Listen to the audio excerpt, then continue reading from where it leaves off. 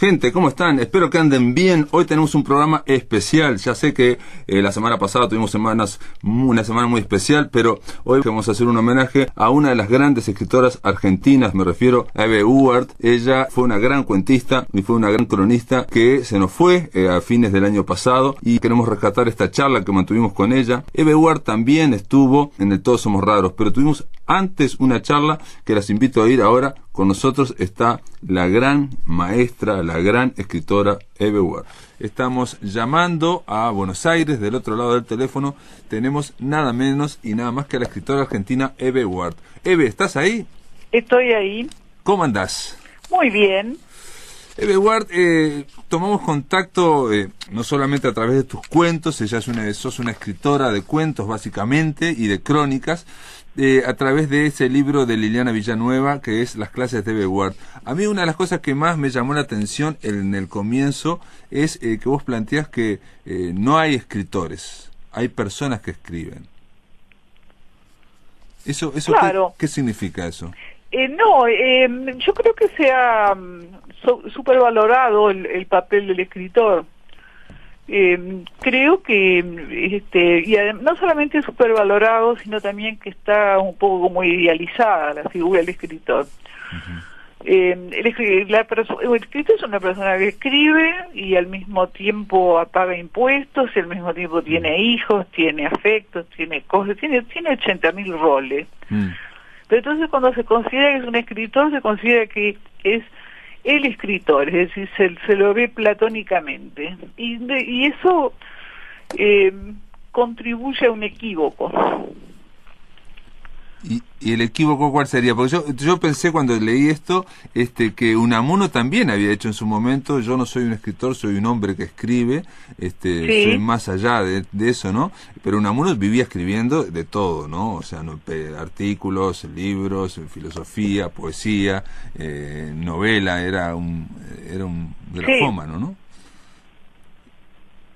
Digo con esto de que pensé cuando escuchaba eso y cuando te escucho ahora de que los escritores en general económicamente no podemos vivir de lo que hacemos, y bueno, eso es muy frecuente, y la idea, el rol del escritor, el estatus del poeta, por ejemplo, se ha convertido por lo menos en algo que es como una especie de paliativo, digamos. Yo soy escritor, he logrado ser escritor. Claro. No, pero por ejemplo, cuando yo voy a un hotel nunca digo que soy escritora, digo que soy profesora, cosa que es cierto, he sido profesora y además tengo talleres, así que soy profesora. No digo que soy escritora, me parece una cosa un poco rara. Le parece raro a la gente también. Le parece medio raro. Mi interpretación también, y esto te la comento, digo, Sí. es un poco, me da la impresión que todas estas instrucciones tuyas son para tratar de bajar a tierra, decís vos, o bajarse del caballo, o tratar de estar más cerca de la gente, o tratar de que el escritor no sea, digamos, su parte intelectual. Vos decís en un momento que no te gustan los que citan a otros, o los que hacen erudición. Leyendo tus cuentos queda claro que vos sos profesora de filosofía, pero como que rehuís a las ideas, digamos, a las ideas ya terminadas. Bueno, me gusta mostrar más los personajes por lo que hacen o por lo que dicen. Sí. Y no es una cosa tan particular porque, digamos, existe tanto en el Río de la Plata como en América Latina, como en Estados Unidos, la literatura de personaje, que se ve el personaje por lo que dice y por lo que hace, no tanto por lo que piensa ni por las ideas. La novela de ideas es más europea. Por ejemplo, productos como Thomas Mann y todo son muy europeos. En ese sentido yo respeto más la tradición latinoamericana y norteamericana, de ver personaje por lo que hace y por lo que dice, por lo que ves de esa persona. Y no por lo que piensa. Es decir, no pongo en boca de personajes lo que piensan. Estoy pensando, por ejemplo, otro que sería pensador sería Hermann Hesse, el alemán. Claro, ¿no? Es un europeo, es un alemán. Y otro que digamos, yo lo veo, digamos, en la línea tuya, sería Felisberto Hernández, ¿no? Uno lo lee y parece que Felisberto, bueno, no sabía. Y bueno, es mi maestro, Felisberto Hernández es mi maestro. Felisberto Para mí es mi maestro, es ¿sí? una persona una persona que a lo largo de la vida me ha fascinado mucho. Ujú. ¿Te acordás cuando lo leíste la primera vez? ¿Qué fue lo que te No me impresionó? acuerdo. ¿Y qué es lo que te impresionaba? No me más de acuerdo Feliberto? cuando lo leí la primera vez, lo leí a lo largo de toda la vida, no sé. Ujú. ¿Y qué te impresiona más de él? Me impresiona de Felisberto Hernández la exactitud para describir una situación o para describir una determinada situación, la exactitud, el no uso del adjetivo, que él lo dice en sus escritos teóricos, que el adjetivo cierra y que se maneja con metáfora, Sí. el uso de la metáfora, que hace que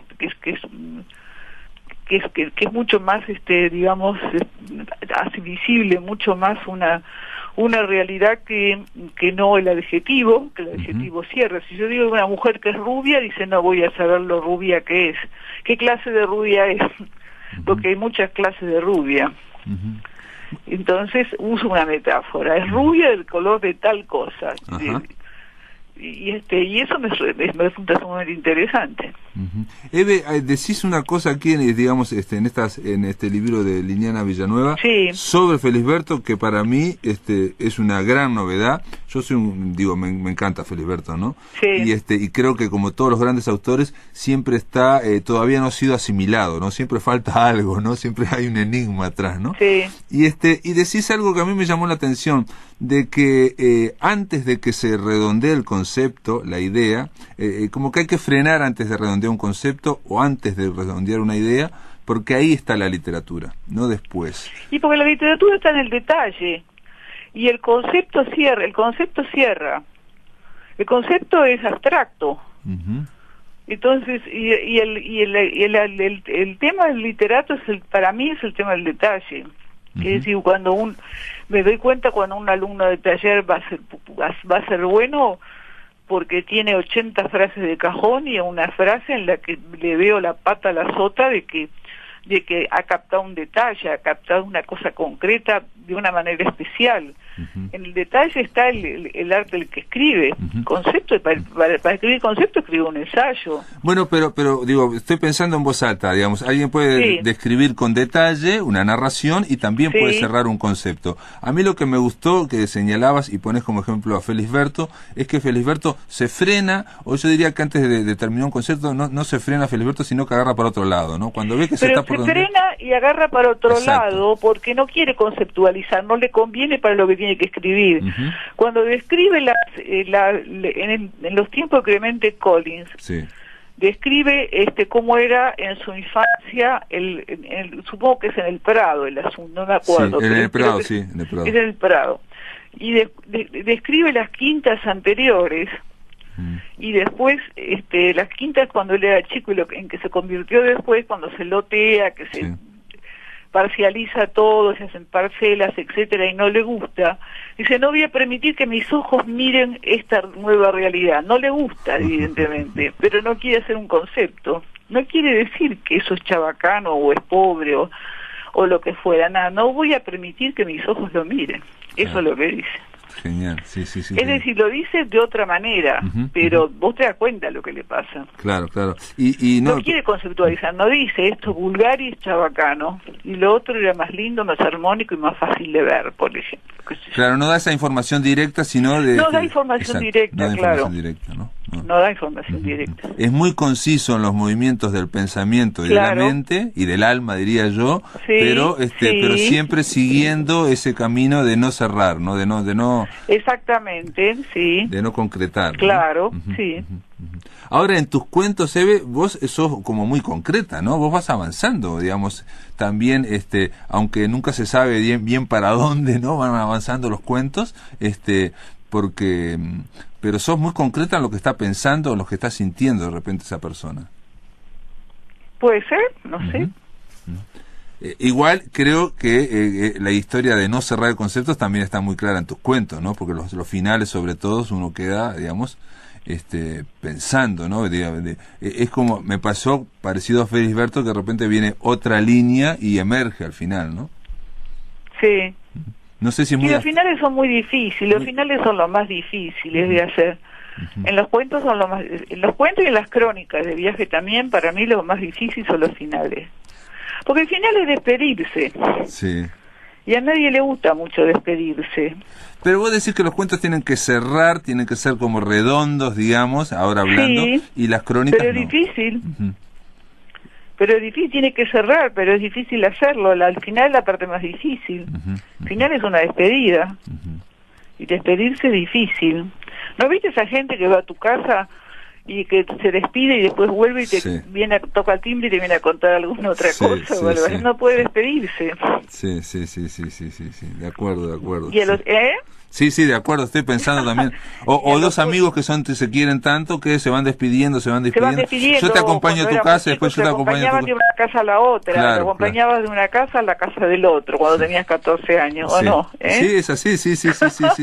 Porque ahí no está se pueden despedir, la fascinación por hablar y entonces se va a cortar y entonces yo te acompaño mejor y seguimos un poco más. Te acompaño a tu casa, sí.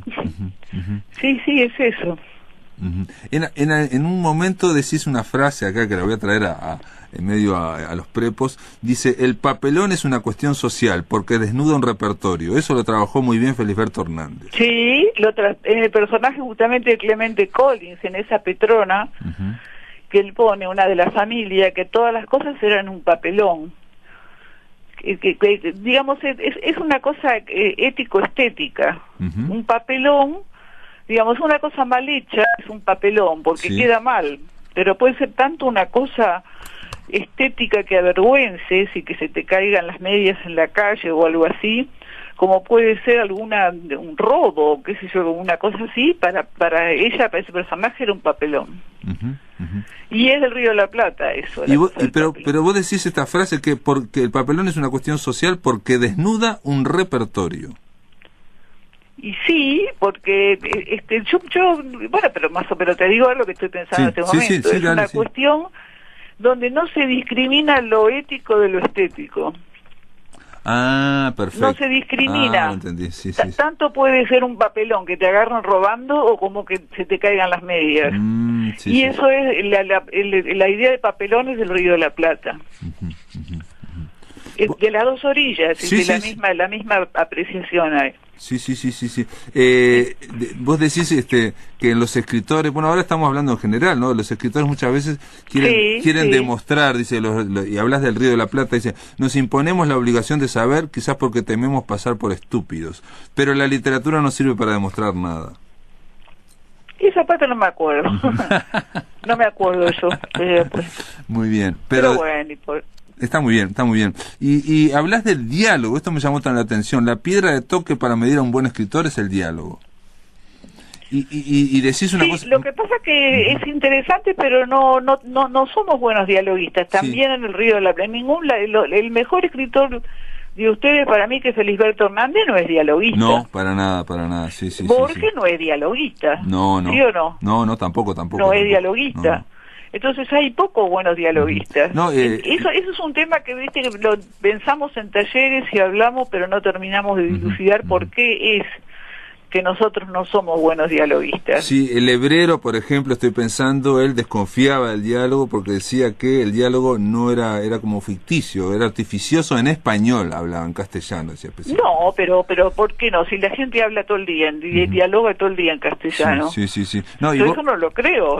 Los norteamericanos son buenos dialoguistas, generalmente. Bueno, y vos mencionás un dialoguista como... Creo que mencionás a Julio Ramón Ribeiro, que es el peruano, que tiene cuentos muy dialogados. Sí. Él sí, y algunos otros también, pero nosotros no. Y mencionás a Morosoli también. No sé, sería muy largo pensar todo ese tema, ¿no? Pero es interesante, sí. Vos decís como que esas novelas, las novelas anglosajonas son más dialógicas y nosotros somos más de monológicos, de monologar. No, los anglosajones no, el diálogo de ideas y todo eso se da en Europa, pero yo hablo de un diálogo corriente, diálogo común, corriente acá, tampoco se da, se hace, tampoco es muy creíble en general, es difícil encontrar buenos dialoguistas entre nosotros. ¿Por qué? No sé. Sí, yo estoy de acuerdo. Tengo varias hipótesis, pero sería larguísimo, ¿no? Sí, yo estoy de acuerdo.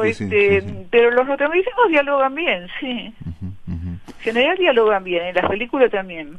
A veces. Sí, bueno, en Francia es algo que funciona hasta ahora, en las películas francesas está el guionista y después está el dialoguista, digamos, son dos oficios. Tiene la parte, no sabía. Son dos oficios separados y hasta el día de hoy el dialoguista es otro, ¿no? El que hace los diálogos.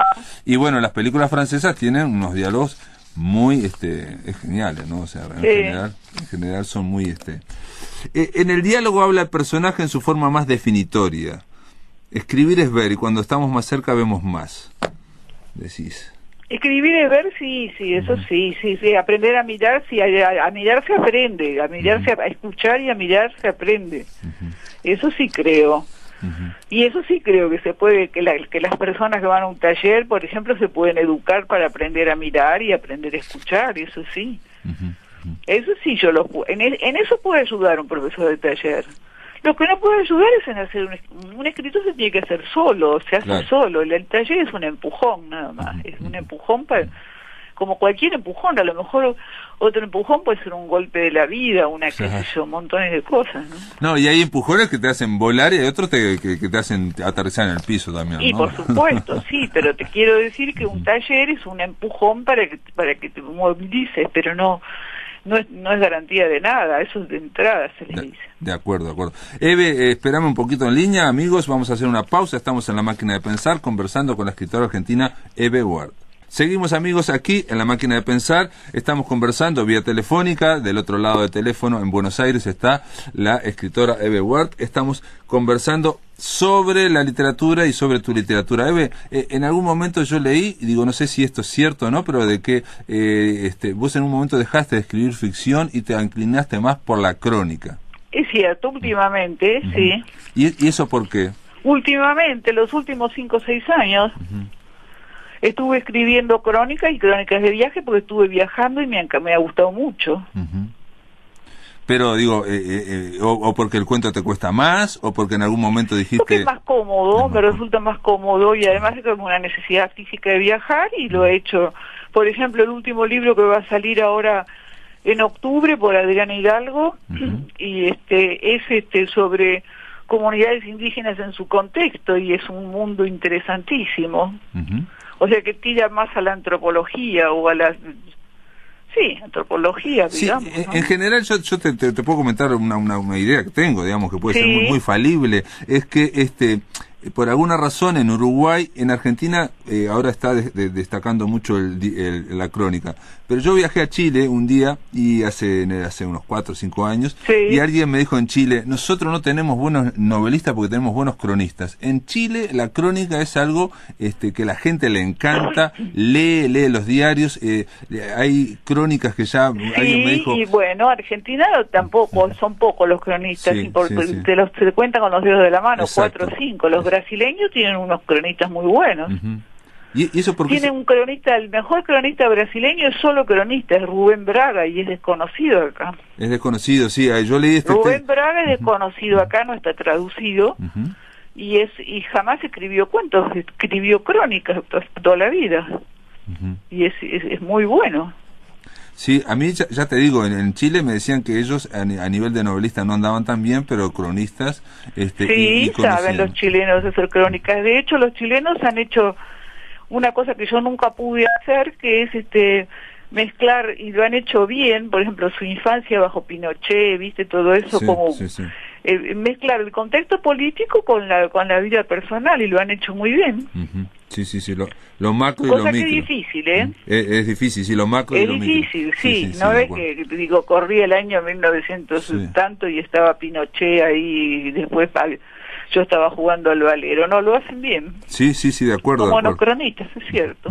Y bueno, y de hecho la crónica puede llegar, alguien me decía, me mencionó un cronista de diario, ¿no? Que tenía una columna, me decía que este hombre, ahora no recuerdo el nombre, pero me decía de que ya estaba haciendo crónica casi de su mente, ¿no? Y la gente le seguía la mente, ¿no? O sea, lo que él miraba en la realidad, digamos, desde su subjetividad más aguda y salía en un diario, que era el diario Mercurio, y la gente lo seguía leyendo, pero me decía porque eran lectores de crónica, ¿no? La gente ahí, ¿no?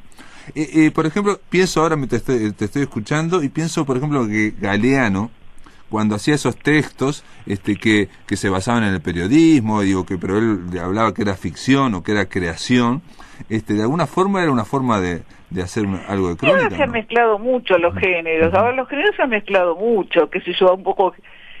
Pensá en Julio Ramón Ribeiro, es crónica, es cuento, es reflexión, todo es en prosas apátridas, por ejemplo, es una mezcla de todo. Sí, una gran una gran elegancia la prosa de Ribeiro. Muy, ¿no? Sí, yo lo doy siempre doy Julio Ramón Ribeiro y siempre les gusta mucho, ¿no? A todos. Es muy bueno, sí, muy bueno. Ahora, te pregunto, ¿por qué crees vos que, si lo has pensado en el Río de la Plata, la crónica recién estaba como arrancando, digamos? Y tal vez no se sabe bien eso, pero puede ser un privilegio de la ficción o del cuento, de pensar que un cuento es una cosa o una novela. Viste que hay como preeminencia de un género.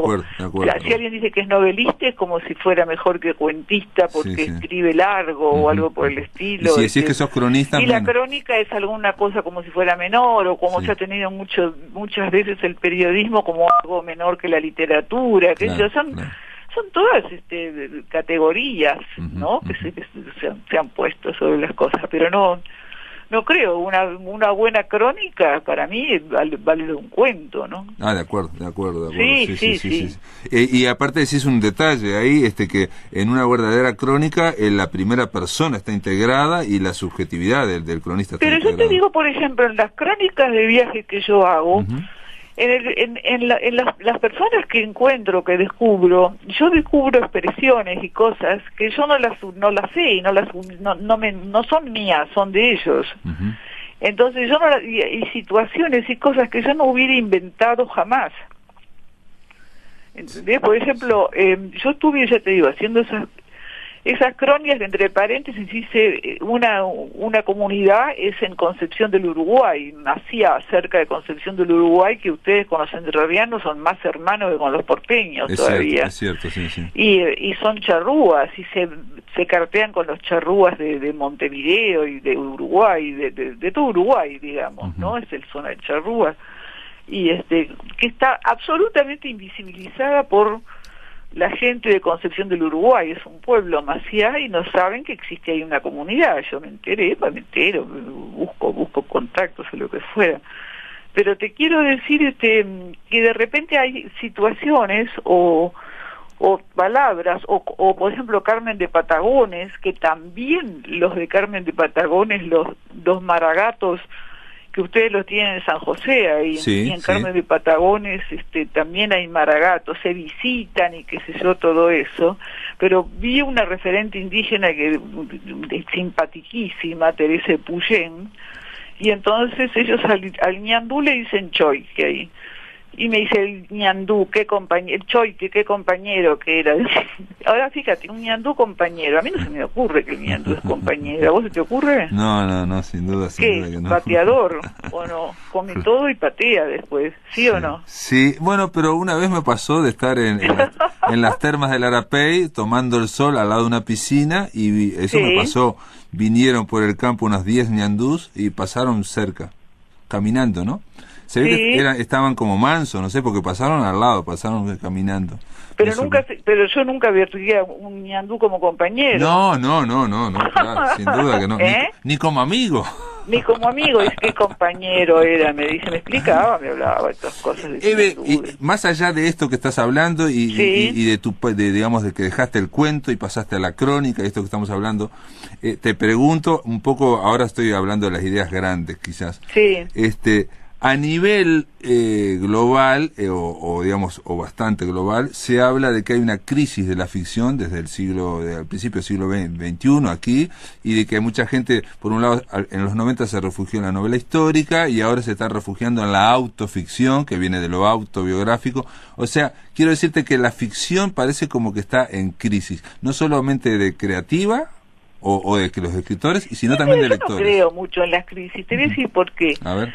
Porque yo escuché mucho decir que el tango estaba en crisis, viste que el tango de la muerte, mira, escuché la muerte del tango, la muerte de la pintura de Caballete, la muerte del libro como objeto, todo eso lo escuché, que Es posible que eso exista, pero sí es una cosa que a mí no me preocupa, porque suponete que los últimos que compran libros son las personas grandes como yo, qué sé yo, y bueno, después uno morirá y vendrán otros y tendrán otro soporte, que se leerán y harán otra cosa, se cambiará.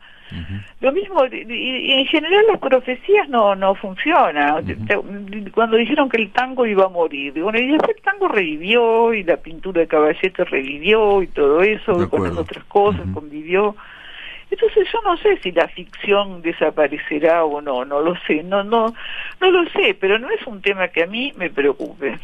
No, de acuerdo, y digamos todo creador va cambiando de acuerdo a impulsos internos también, a veces externos también. Claro, y externo, ¿no? Te va a cambiar, vos mismo te va cambiando tu medio, tu propio medio. Exacto, pero lo que yo decía, que viéndolo de otra perspectiva, el hecho de que una cuentista como Eve Ward deje el cuento y se pasa a la crónica, que es más subjetiva, más libre, en fin, en un momento decís que los textos de ficción como el cuento, la novela se han complejizado mucho, se han hecho mucho experimentales, en cambio la crónica parece algo más que discurre más linealmente, por ejemplo.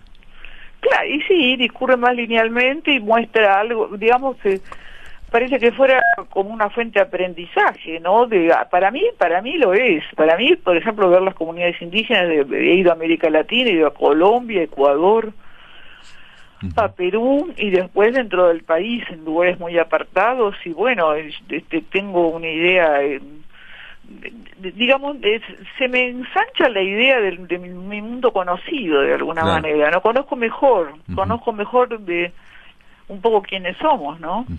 Dónde estoy viviendo yo y dónde estoy parada, qué sé yo. Entonces, digamos, podríamos decir que eso aparte no solo te sirve para conocer otras realidades, sino para conocer mejor la realidad de Buenos Aires. Claro, y en contraste me conozco más a mí y conozco más mi propio lenguaje. Por ejemplo, me di cuenta que el lenguaje de Buenos Aires es duro en relación a América Latina, es duro. Y nuestro lenguaje es duro y le suena duro a ellos, y tienen razón. ¿Por qué? Porque somos drásticos, porque por ejemplo, si vos ves el trato de las parejas en Asunción o en Bogotá, así se dicen mi reina, che duque, todo eso, che duque, mi princesita, no sé, su merced, qué sé yo, y acá decimos che boludo, se dicen las parejas, ¿no? Sí. No, y vos mencionás que también en algunas partes... Sí, se dicen así acá. No hay negativas tajantes, ¿no? La gente no es tajante para las negativas. La gente no es tajante, la gente da vueltas. A veces dice que no porque no sabe... en Perú me han dicho que no, un chico, yo quería vivir, un dato, que el chico trabajaba en el hotel y estudiaba turismo y me dijo que me lo conseguía y después no me lo conseguía nunca. Y no me lo dijo que no como para no desagradarme, ¿viste? Como que si fuera culpable el de que no saberlo. ¿Te das cuenta? Me da cuenta yo de eso. Claro. No quería, digamos, frustrarte. Pero entonces voy aprendiendo un poco de la gente también, que no toda la gente como la de acá. Sí. Y aprendo del mundo. Yo aprendí mucho. En el último viaje, en todos, pero en el último viaje aprendí mucho de las mismas comunidades. Son modos de pensar distintos. Modos de pensar distintos y al mismo tiempo potables. ¿Son otras filosofías? ¿Hola? ¿Son otras filosofías, por ejemplo? ¿Otras qué? Filosofías, otra forma de filosofar. Es otra forma de pensar. Por ejemplo, son otras formas de procesar el mundo, que eso sí me interesa y tiene que ver con la parte filosófica, eso también. Formas de ver, formas de clasificar. Que pueden tener, por ejemplo, los guajiros, los colombianos, que son distintos. Que puede tener una persona que se crió en la selva. Me produce interés ver una persona que se cría en la selva, esa cultura a los 15 años o algo así, algunos más, y tiene las dos culturas. En su cabeza es doble, tiene dos registros. ¿Cómo es eso? Apenas atisbo, me doy cuenta que apenas atisbo algo que no todavía no llegué, pienso, no sé, todavía me sigue preocupando, ¿no? De todas formas, yo percibo en eso también, Eve, la idea como de explorar y de salir, digamos, de lo conocido, ¿no? Ir a lo desconocido. Y salir de lo conocido y encontrar alguna novedad también, sí. Pero, por ejemplo, yo acá nomás fui, la última nota que hice, le hice en Rosario, en un centro que trabajan antropólogos muy bien, que trabajan a los Tobas del norte. Los Tobas han emigrado a Rosario, y los Tobas son indios de los Cuom del norte nuestro y emigraron a Rosario, y hay un centro que los trabajan muy bien con alfabetización, computación, qué sé yo, todo eso. Y entonces un referente, una persona que está ahí, que es consejero también, Ruperto, que es grande, mayor, me dice: yo no sé cómo he sido empujado hasta acá. Es cosas de lenguaje, no es como llegué acá, sino como es ¿qué me empujó acá? Es claro. Como que si fuera una fuerza que lo empuja. Y era que habían talado los montes, el algarrobo, etcétera. Entonces del monte, todas las culturas del monte sacan todo, ¿no? Y dice el monte es da algarrobo, da comida, da coso, la miel, papá, dice, el monte también es farmacia, te dice. Sí, es farmacia el monte, es cierto, pero es una forma de decir que yo no lo usaría, ¿o no? Claro. No lo usaría. No. Uno diría que toda la farmacopea sale de las plantas, pero pero el monte te dice es farmacia también, farmacia, te dice. Sí. No, me quedé pensando, porque en otros idiomas, estaba pensando ahora en una vez pensaba y hablaba con alguien que nosotros en castellano decimos no me da la gana o me dan ganas, y ellos, por ejemplo, dicen me hacen ganas, me hacen. Claro. Entonces en la gana te hace, y en otro caso me da la gana. Claro, después tenés todo bueno, yo Uruguay conozco mucho porque hacía notas para el diario, pero ustedes tienen la muletilla seguro. La muletilla de Buenos Aires es obvio.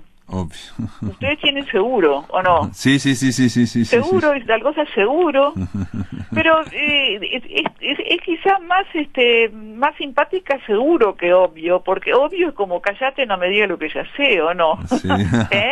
Puede ser, sí. Seguro es como reafirmar, decir seguro es sí, eso sí, no le está diciendo el otro. Ahora, obvio que... Claro. No, aparte... No me digas, obvio, me está diciendo una cosa que yo ya la sé, o más, algo así. Claro, y aparte acá se dice seguro para reafirmar algo que en realidad hay hay un punto de inseguridad al decir es seguro, ¿no? No sé si de humildad, pero de inseguridad, seguro, ¿no? Seguro. Es así, ¿no? Sí. Eve, te voy a pedir que aguardes en línea, vamos a hacer una pausa y le voy a preguntar a la vuelta a Eve por qué el cuento se construye a partir de un pero. Estamos conversando con Eve Ward, estoy con este libro aquí, y vos decís algo que a mí me llamó la atención y realmente me hizo ver los cuentos totalmente diferentes. Vos decís que un cuento se construye, se escribe, es un misterio que voy rodeando a partir de un pero, que se construye a partir de un pero. ¿Cómo es eso? Claro, porque en el pero está la tensión del cuento. Si yo una crónica la puedo hacer con una mostración de algo. Yo muestro algo tal como es, la muestro. Pero no tengo peripecia, no tengo vuelta. Vos fíjate que los primeros cuentos, digamos, para llamarlos cuentos entre comillas, la tragedia griega, todos tienen un pero, es decir, tienen un desarrollo. Y el desarrollo está en el pero, en la contradicción. Por ejemplo, vos tenés un guerrero que es Ajax, que es gran luchador, todo eso, pero luchó sin ayuda de los dioses, y los dioses lo castigaron, ¿te das cuenta? Dijo, con ayuda de los dioses pelea cualquiera, yo solo, dijo, y lo castigaron, por ejemplo. Claro.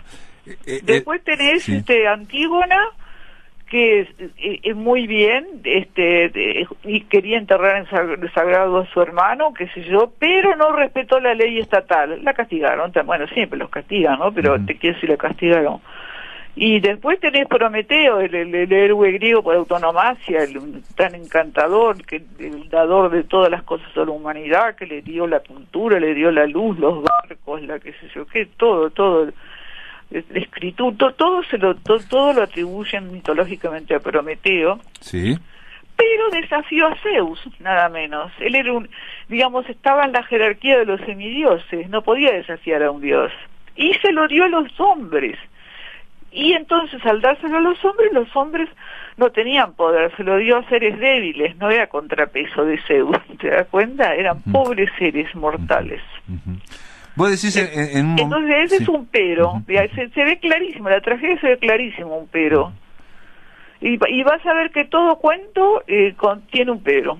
Por eso digo, yo no estaba consciente de eso cuando me leí esto, tanto para leer como para escribir, me di cuenta que sí, que siempre hay algo que es un pero, una adversativa, pero tal cosa. Felisberto Hernández dice de su personaje Úrsula, era callada como una vaca, pero a mí me gustaba que fuera así. Ahí está, pero eso es sumamente interesante, porque fíjate que lo que está haciendo Felisberto Hernández es echar abajo un prejuicio era cachada y gorda como una vaca, era esa. Echar un prejuicio del Río de la Plata, que la gente gorda como una vaca no se la quiere, hay que estar en silueta, ¿te das cuenta? Sí. Desde hace rato, desde siempre, más o menos. Está gorda como una vaca no se aceptaba a nadie. Claro. Y entonces, pero Felisberto Hernández es valiente en eso. Porque dice, a mí me gustaba, se afirma él, a mí me gustaba. Y aparte dice, era callada como una vaca, no dice que es gorda como una vaca, y aparte después como la describe era gorda, la rodeaba, qué sé yo, viste, la rodeaba como un insecto o algo así. Sí. Pero ahí él tiene gestos que es importante para el que va a escribir, que son como de valentía. A mí me gustaba que fuera así. O si no, hay otro texto que no me acuerdo a qué pertenece, pero que la abuela estaba peinado al agua y le dice, pareces lambido por las vacas. Entonces él, el lambido, dice, no dice lamido, en las dos orillas se dice lo mismo, lambido, del campo, lambido. Entonces, ¿qué es lo que él refirma? La metáfora, pareces lambido por las vacas, la metáfora, y rescata el habla de su abuela. Es decir, lo pone porque es mucho más fuerte decir lambido que lamido. Sí. Es más fuerte, es como una expresión más fuerte.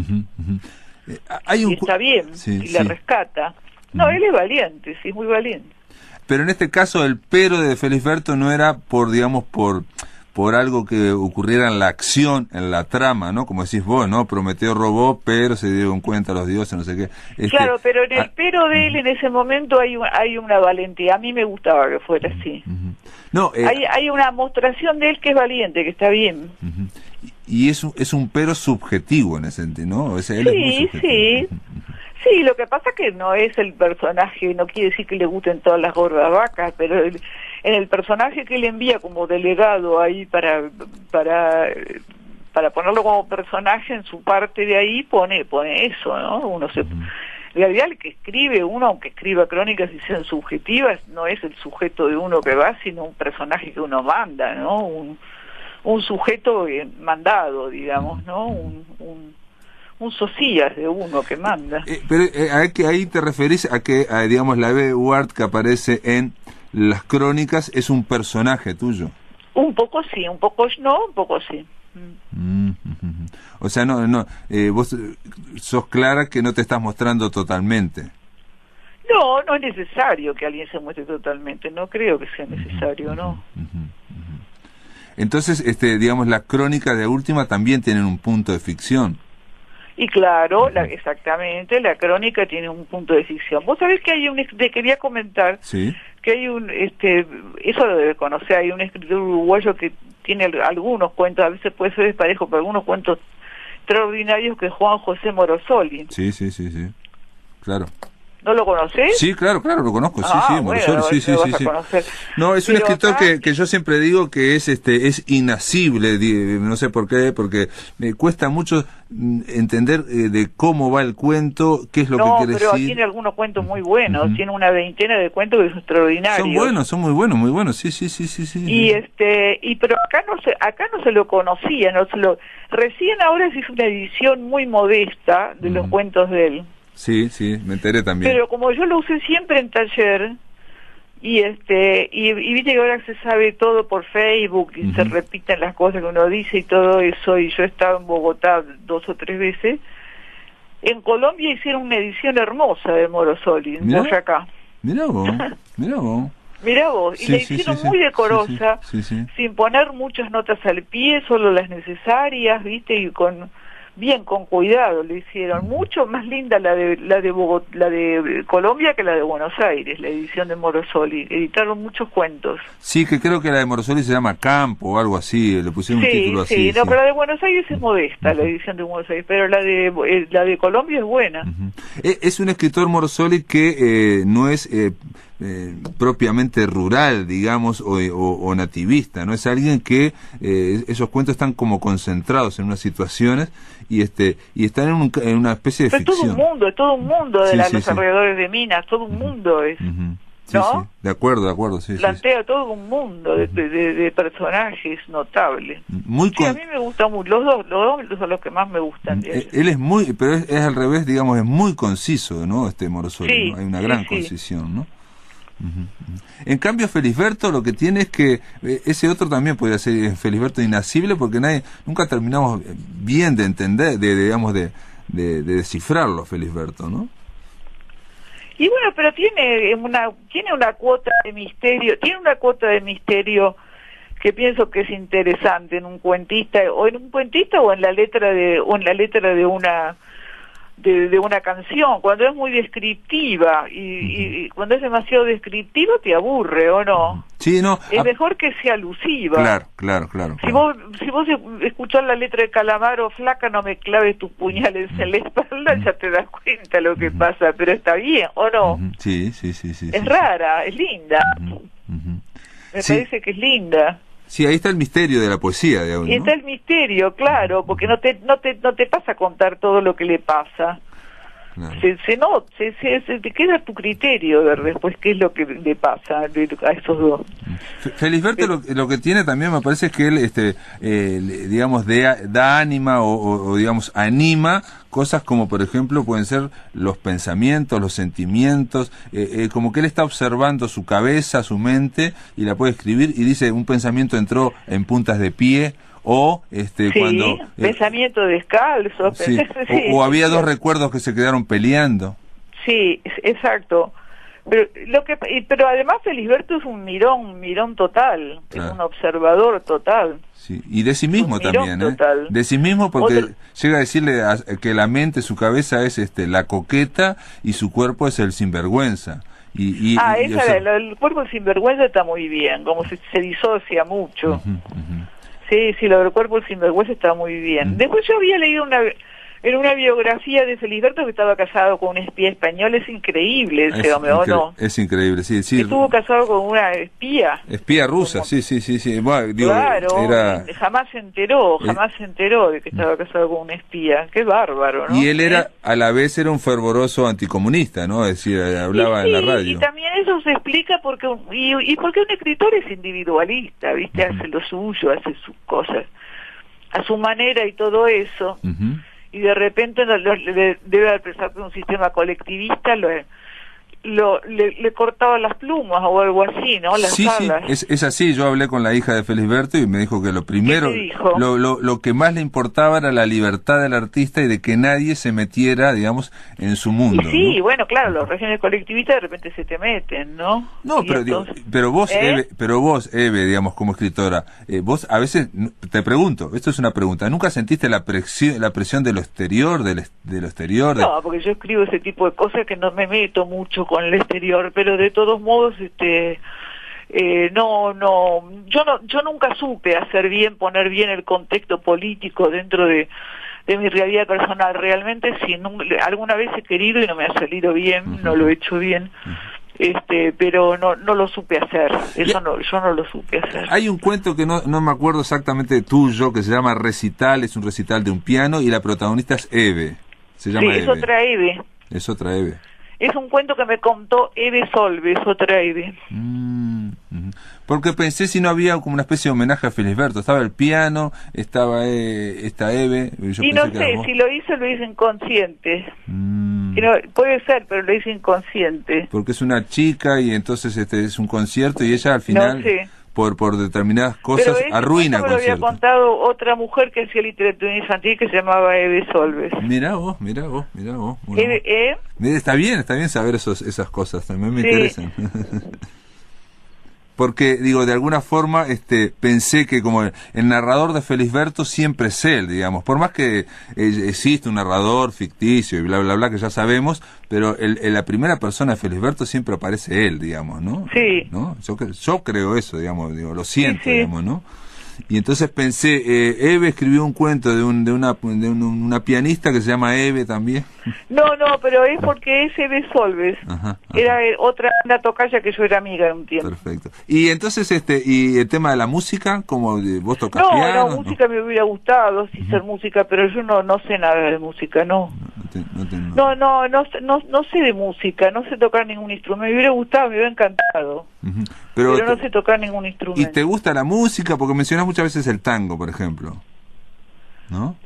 No, el tango me gusta, el tango a la mañana no me gusta, a la mañana temprano no, me produce depresión, a la mañana temprano escucho otra música. No, últimamente he escuchado poca música, pero ahora que limpié toda la casa, pinté y limpié los papeles y todo eso, y limpié los cassettes y todo, voy a escuchar de nuevo, me voy a poner a escuchar. Son hábitos que se tienen, no estaba escuchando música, nada. Vos aquí decís, en este libro de Liliana Villanueva, decís que para escribir se necesita ocio, pero en nuestra sociedad, sí, un poco sí. En nuestra sociedad el ocio está visto como mal. Y tenemos poco ocio, tenemos poco, en general tenemos que hacer cosas, trabajos, empleos, pagar los impuestos, ir al banco, o no, muchas cosas hay que hacer. Se necesita ocio, del mismo modo que para tener conversaciones interesantes se necesita silencio. Por ejemplo, en un restaurante muy ruidoso no puedes hablar, no puedes estar. Necesitas... El ocio es caro también.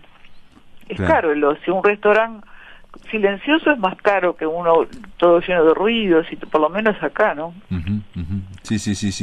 Cuesta, el ocio cuesta. Bueno, Para terminar, había una pregunta que te quería decir, que vos decís un momento que me llamó la atención porque es un planteo para un tallerista. Dice, ¿qué es el deseo? Lo difícil es encontrarse con el propio deseo, aunque todo razonamiento de abstracción en la que me empeño es el deseo de hacer algo. Dice, cuando uno se encuentra en un estado que se prolonga, cuando uno espera algo desde afuera y está en suspenso, se produce una pérdida del sentido de la vida. Es la postergación, digamos, ¿no?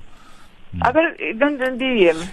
Yo cuando leí esto, ¿sabes qué me pensé? Dice, cuando uno se encuentra en un estado que se prolonga, cuando uno espera algo desde afuera, está en suspenso, se produce una pérdida del sentido de la vida. La postergación entonces me contamina todo, contamina la vida misma. Yo pensé en ese momento, cuando leí eso, pensé en el personaje de Sama, que siempre está esperando, ¿no? Está esperando y se va contaminando. Claro, una espera de una cosa que nunca se da y no aparece. Claro, que te produce como un deterioro, ¿no? Que contamina todo, digamos. Y produce como un deterioro que contamina todo. Sí, es verdad. Sí, un poco pienso eso, sí. Me llama la atención porque, digamos, para tus alumnos estás diciendo que hay que estar en el presente, ¿no? Hay que tratar de no pensar tanto, ¿no? En la espera. Y porque algunos tienden a futurizar. Hay gente que piensa, hay que escribir una novela extraordinaria, ¿no? Hay que ir paso a paso, despacito. Está bien. Despacito por las piedras, dicen en mi pueblo. Despacito por las, claro. Sí, despacito. Dicen así, sí. Bueno, Eve Ward, te tengo que dar muchas gracias por haber estado aquí en La Máquina de Pensar. De nada, ha sido un placer. Haber compartido esta charla contigo, la verdad que fue muy linda. Te agradezco, ¿eh? Ha sido un placer. Amigos, este era un homenaje desde La Máquina de Pensar, desde Radio Uruguay, a esa gran escritora llamada Eve Ward. Espero que lo hayan disfrutado. Mañana continuamos aquí por Radio Uruguay.